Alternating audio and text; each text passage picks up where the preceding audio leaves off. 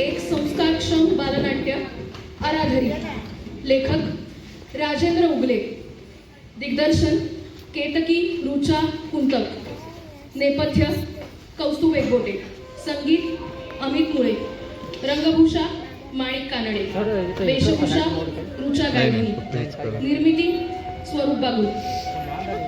यातील कलाकार भार्गव जोशी, श्रीनिधी जोशी, आर्या जाधव, श्लोक ठाकूर, जुई नाईक, रुद्र बागुल, मेघना वर्तक, गिरिजा वर्तक, श्रुन्मय चंद्रात्रे, अर्णव संधानशीव, श्रावणी नांदुर्डीकर, भार्गवी वाटवे, सई शुक्ल, कुर्ती पारख.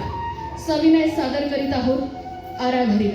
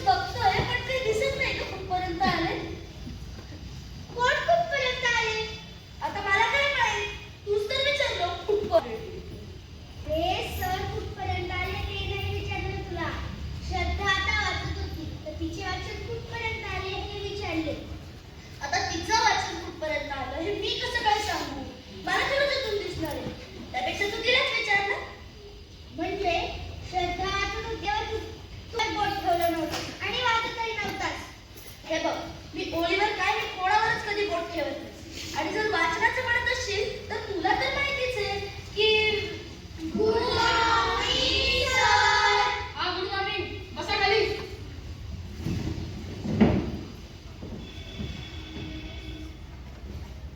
सर ही काही नाव ज्यांनी तुम्ही नसताना गोंधळ असता त्यांची. आणि हा पुढे कधीच वाचत नाही. त्याला वाचण्याचा फार कंटाळा आहे. सारखं पुस्तक उघडून बघत नाही. शिवाय मी काही विचारले तर वेगळेच बोलतो. ठीक आहे, तू बस. उदय, उभा राहा. हे बघ, तुला शिकायचं नसेल ना तर घरी राहत जा.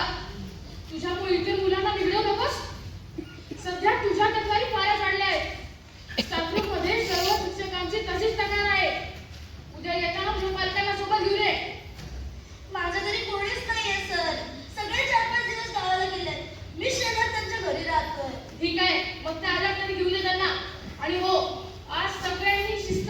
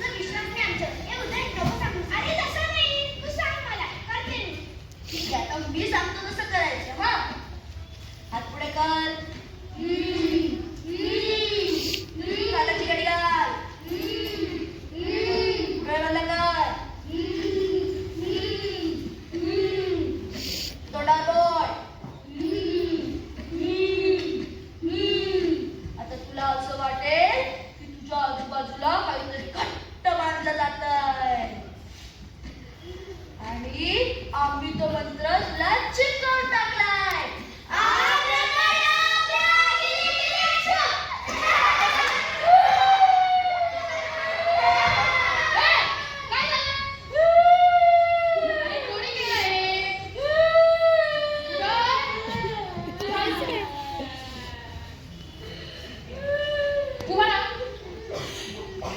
का केलं तसं? आजचा दिवस फार महत्वाचा आहे शाळेसाठी, म्हणून सोडते तुला.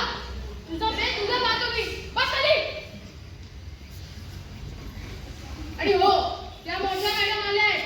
त्या वर्ग बघून काही प्रश्न विचारतील. उत्तर नीट द्या, नाही तर गप्प बसा. नीट बसा. जा madam. Good morning madam. Good morning. Sit down. तुम्ही वर्ग शिक्षक का? हो.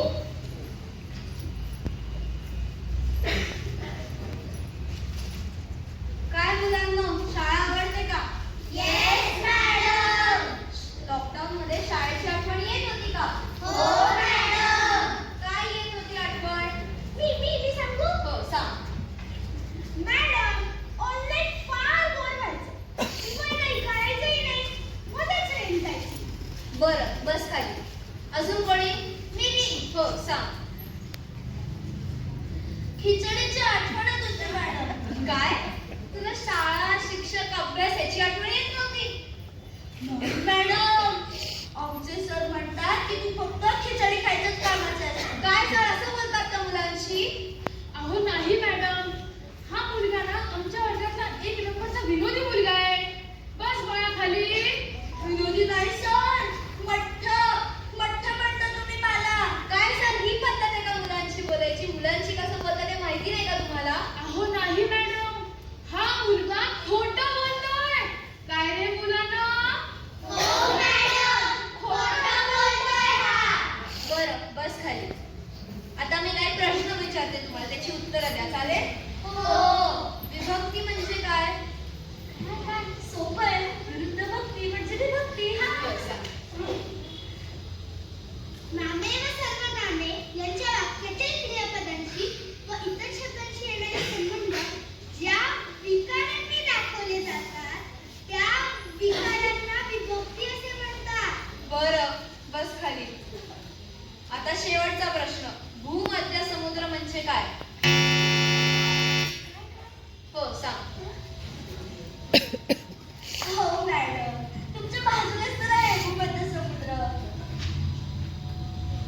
म्हणजे आमचे सर म्हणतात की भूमध्य समुद्र म्हणजे आपले मुख्याध्यापक सर.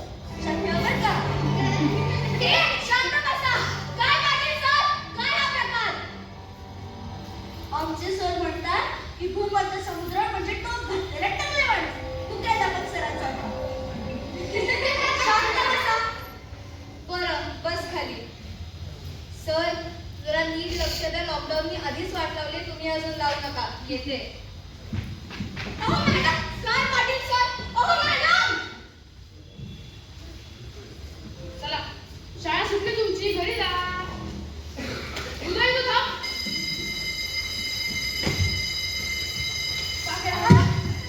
तरी सांगितलं होतं, उत्तर येत नसतील तर देऊ नका. बाकीची मुलं बसली होती गप्प. तुला काय झालं होतं गप्प बसायला? काय नापास पडला असता का? पण तुला सोडणार नाही. तुझा दाखला देतो आता. आणि असा रंगवून देतो ना की तुला कुठे ऍडमिशन मिळणार नाही. हो. सर, लवकर या, मी काहीच नाही केलंय.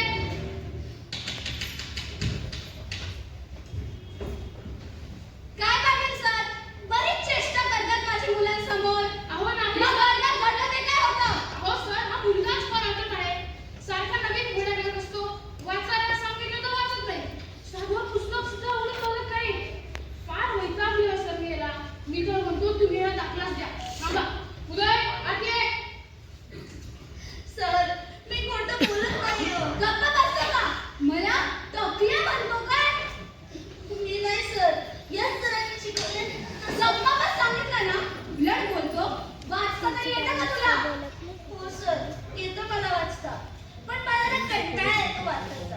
पुस्तक म्हणजे ना बोरिंग आयटम आहे. काय म्हणाला? Boring item? काय ही भाषा तुझी? ग्रंथालयात गेले ना कधी शाळेच्या? नाही सर, मला नाही आवडत तिकडे जायला. ते नको त्याला, आपण घोड्या करायला सांगायला. पुस्तकं वाचायला नको. सर, आज चक्क ह्यांनी वर्गात एका मुलीला फसवलं. तिला बांधून ठेवलं. फार वैतागली सर मी याला. रोज काहीतरी नवीन घोड्या करत असतो हा मुलगा.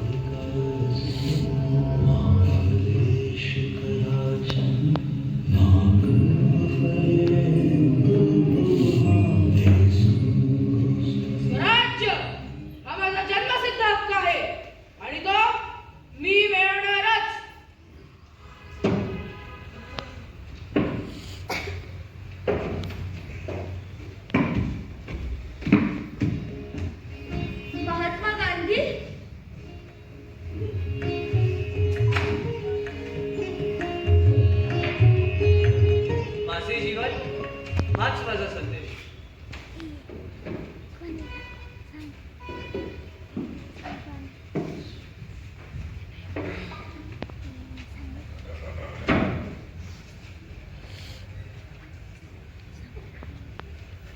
डॉक्टर बाबासाहेब आंबेडकर.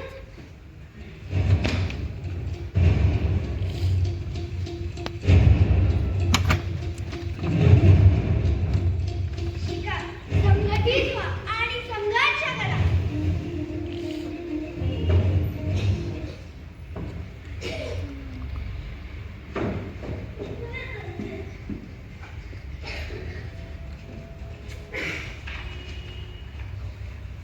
क्रांतीज्योती सावित्रीबाई फुले.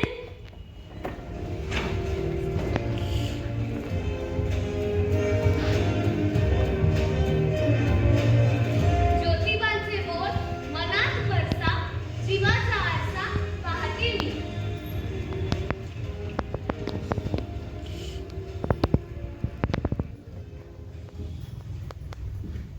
राजर्षी व छत्रपती.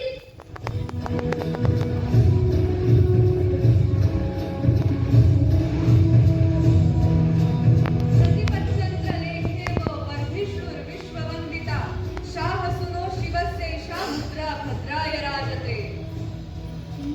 महाराज आपण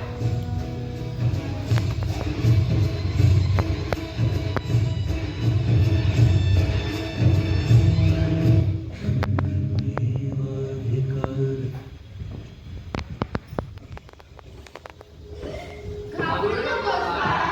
तू ज्यांना पुस्तकात वाचायला हवा होतास ते आज सगळे तुझ्या समोर आले आहेत. रोज रात्री इथे पुस्तकातल्या सर्व पात्र्यांची मैफिल असते. खूप गंमत असते. प्रत्येकजण आपापल्या काळातल्या गोष्टी सांगतात. चेष्टा मस्करी करतात. पण तेच भेटलं का तुम्हाला आज? एकदा आधीच माझं भीतीला लटपट होतं, त्यात तुम्ही अजून भीती दाखवताय. खरं सांगणार ना, कोण आहात तुम्ही आणि का आलात इथे? तुम्हाला आमच्यात टाकल्या. शब्द तुम्हाला आमच्या मुख्याध्यापक सरांनी पाठवलंय का? हा? सांगा ना, कोण आहात तुम्ही? किती प्रश्न विचारतो आणि किती घाबरतो. कोणाची भीती वाटते तुला? अरे बाबा, या सगळ्यांनी तर देशाचं कल्याण केलंय.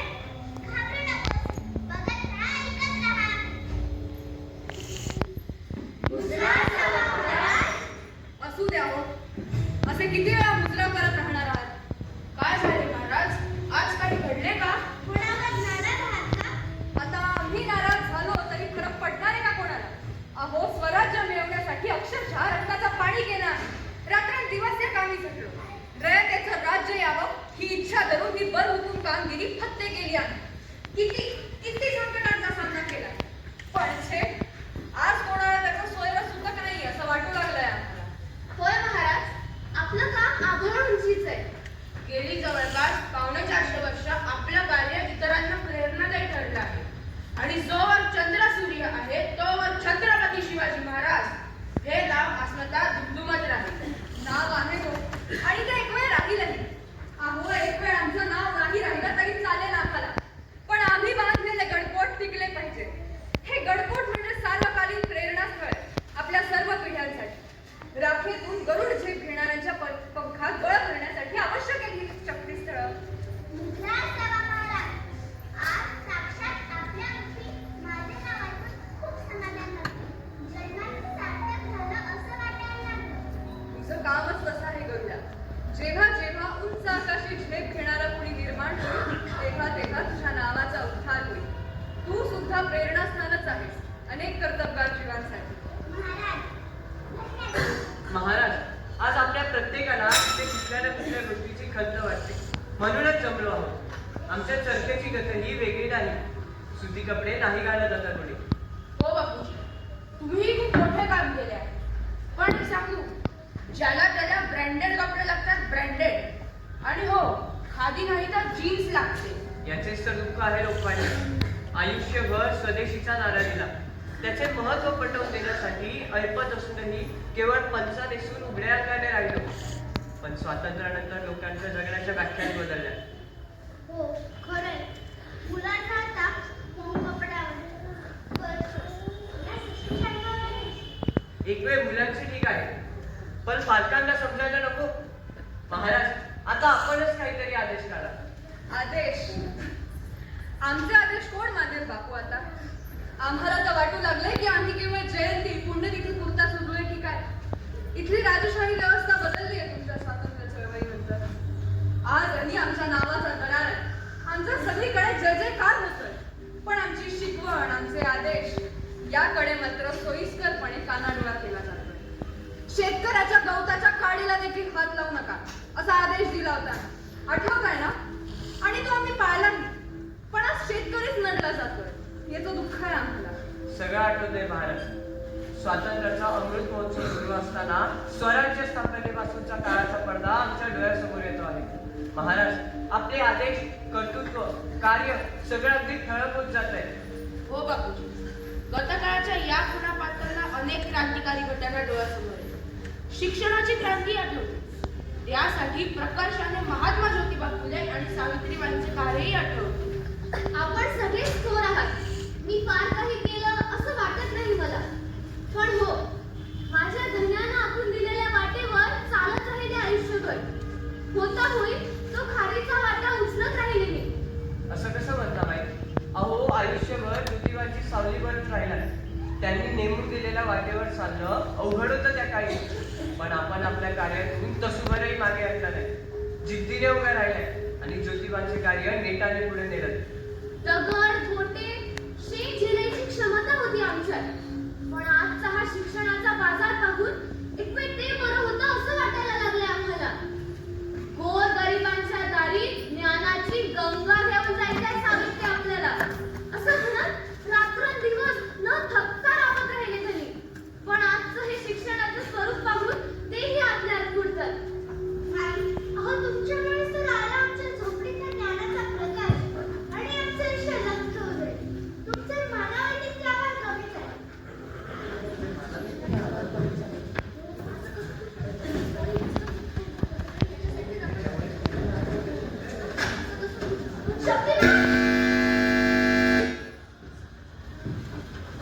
अरे, हे कोण आलं?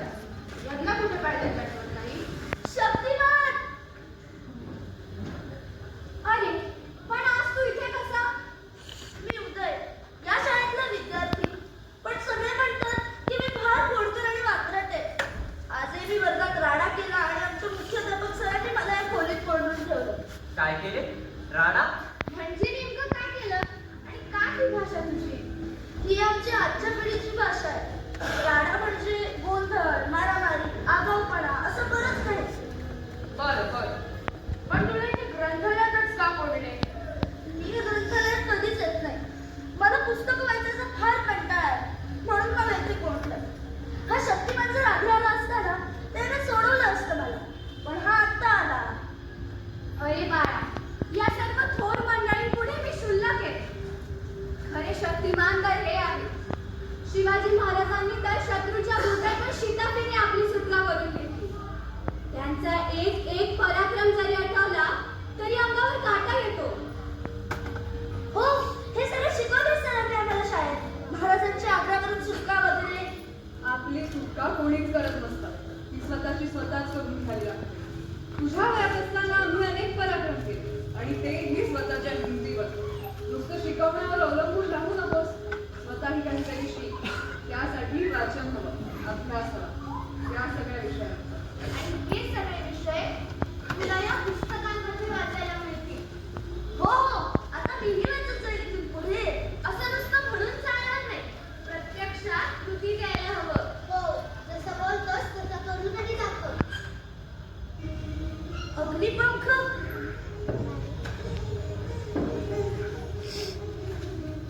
मला असं वाटतंय अजून कोणीतरी येते बहुतेक आपल्यामध्ये आज.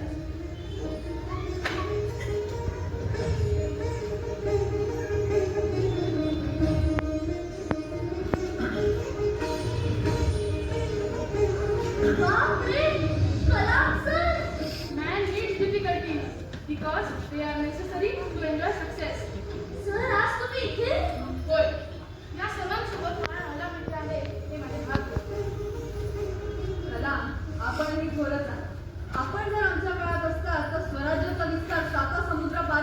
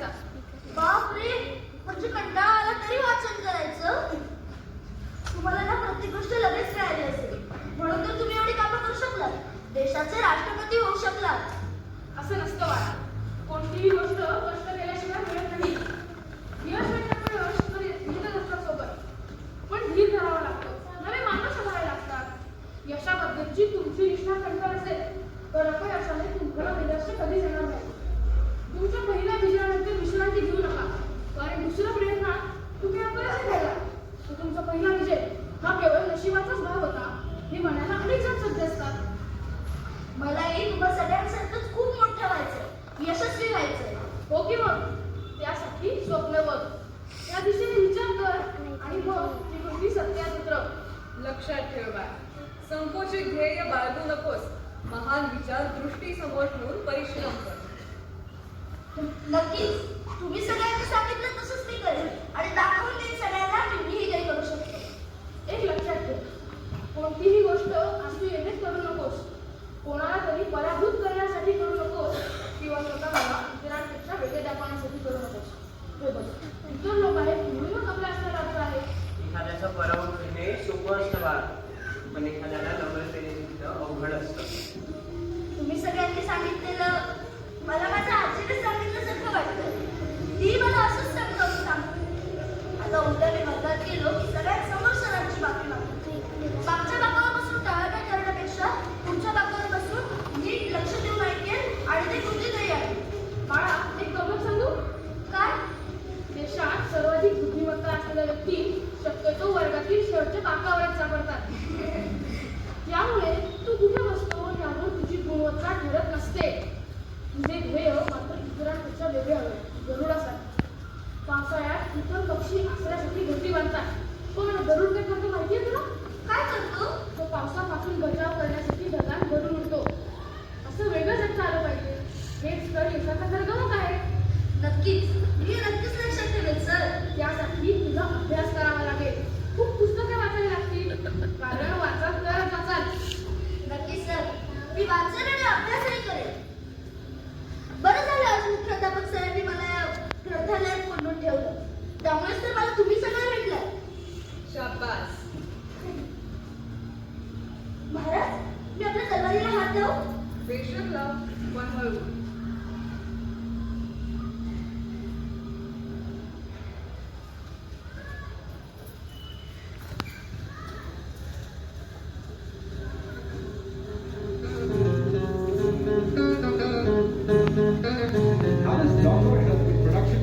आम्ही बिघडलो तुम्ही बिघडा हो, आम्ही बिघडलो तुम्ही बिघडा.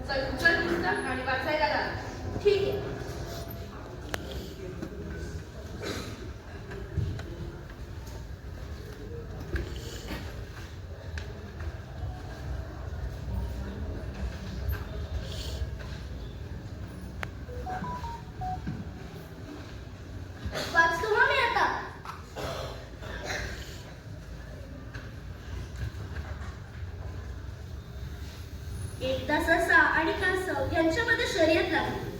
ससा हारला आणि कासव जिंकला. सशाला फार वाईट वाटलं. त्याला त्याचा राग येऊ लागला. एक दिवस कासव सशाकडे गेले आणि त्याला म्हणाले, नाराज नको मित्रा, आपण एक युक्ती करू. आपण रोज शर्यत लावू. जिथे पाणी तिथे मी सुरू असेल, तिथे डोंगर तिथे तर तू मला उचलून. चालेल? चालेल चालेल.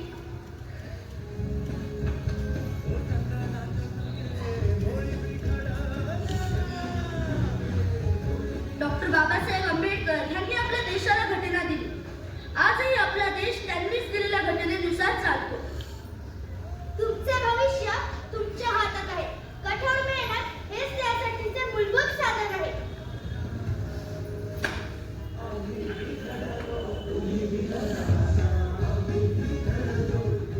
निश्चयाचा महामेघ बहुतजनांसी आधार.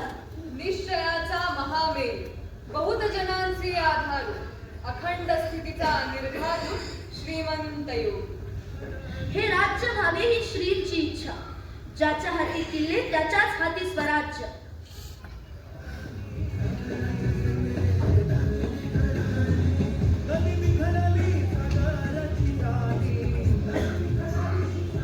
लोकमान्य टिळक हे बालपणापासूनच अत्यंत करारी होते. एकदा वर्गात झालेली शिक्षा नाकारण्यासाठी त्यांनी धीटपणे उभे राहून सांगितले, मी शेंगा खाल्ल्या नाही, मी टरफले उचलणार नाही. अरे अजून किती दिवस मला या शेंगांच्या टप्प्यात अडकून ठेवणार आहात? आपल्या करारीपणा इंग्रजांना कळावा म्हणून बोललो होतो मी हे वाक्य.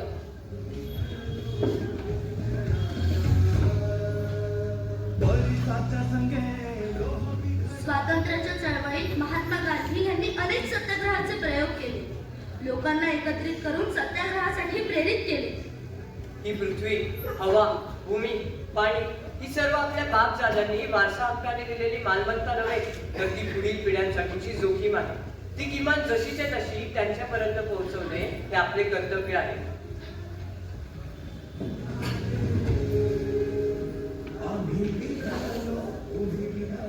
गोरगरिबांना शिक्षण मिळावे म्हणून महात्मा ज्योतिबा फुले व सावित्रीबाई फुले यांनी अहोरात्र कष्ट करून पुण्यात मुलींची पहिली शाळा सुरू केली. तयास मानव म्हणावे का? तयास मानव म्हणावे का? ज्ञान नाही, विद्या नाही, ती घेण्याची गोडी नाही, बुद्धी असूनही चालत नाही. तयास मानव म्हणावे का?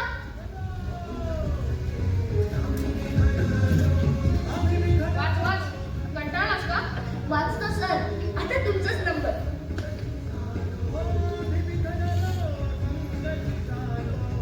देशातील सर्वोच्च पद भूषविल्यानंतर राष्ट्रपती भवनातून केवळ 2 बॅग घेऊन बाहेर पडलेल्या ह्या निर्मोही मनुष्याच्या नावावर कुठलीही स्थावर आणि जंगम मालमत्ता नाही. यशस्वी कथा वाचू नका, त्यांनी फक्त संदेश मिळतो. अपयशाच्या कथा वाचा, त्यांनी यशस्वी होण्याची कल्पना मिळते.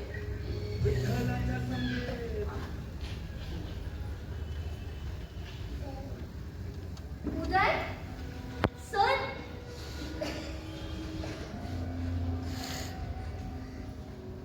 घाबरलास का रे बाळा? सुरुवातीला थोडी भीती वाटली, नंतर हे सगळे सोबत आले मग भीती गेली पळून. सगळे म्हणजे कोण? सगळे म्हणजे सगळे पुस्तकं. एक एक करून खूप पुस्तकं वाचून काढली. भीती आपोआपच पळाली. मला माफ कर बेटा, मी तुला असं ते बंद करायला नको होतं. थोड्या वेळ तुला बंद करू आणि सोडून देऊ असंच मी ठरवलं होतं रे.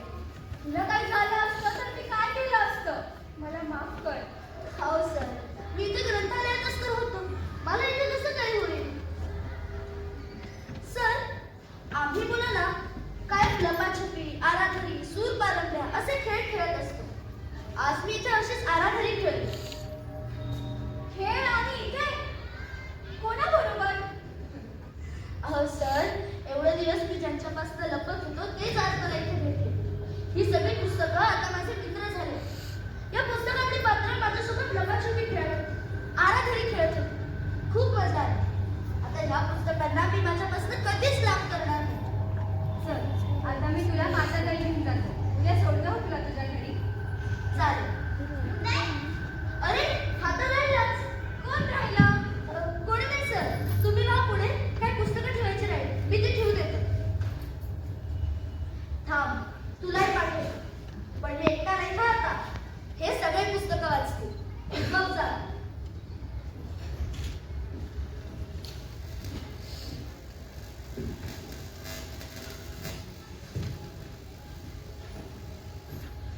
गरुड हा एक असा पक्षी आहे ज्याची उड्डाण आणि दृष्टी खूप वेगवान आहे. 12,000 फूट उंचीवर ताशी 320 किलोमीटर वेगाने उडू शकतो. गरुड त्याची शिकार 5 किलोमीटर अंतरापर्यंत पाहू शकतो. त्याचं आयुष्य 70 ते 100 वर्षांचं असतं.